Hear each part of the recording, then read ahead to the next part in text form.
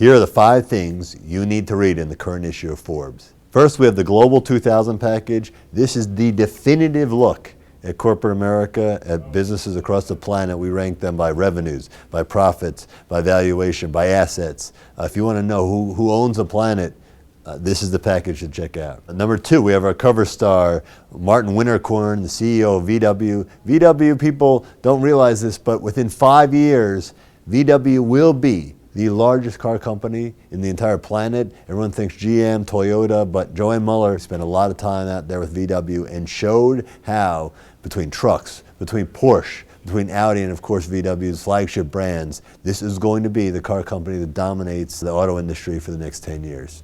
3, another feature in the Global 2000 package, Merck. Matt Herper, our science writer, spent a lot of time looking at what throughout the 80s and even into the 90s was the great pharmaceutical company in the world. Seemed to have lost its way. They have a new CEO, Ken Frazier, who's at a crossroads. He has to figure out, can he get Merck back to where it was? Can he get back to focusing on research? But he's got a lot of baggage he's carrying, so it's a great in-depth look at one of the great companies in the world. Number 4, a story from our tech section. It's actually a company you've probably never heard of called Supercell, based out of Finland.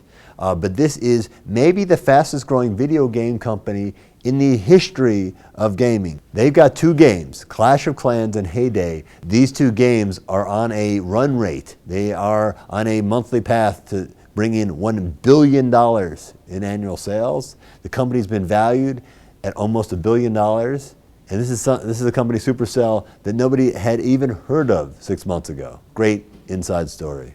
And finally, Andy Greenberg goes into one of the more fascinating business figures in the world today, Kim.com, who of course started Mega Upload, one of the great, depending on how you look at it, either one of the great forums for free expression or an absolute den of piracy.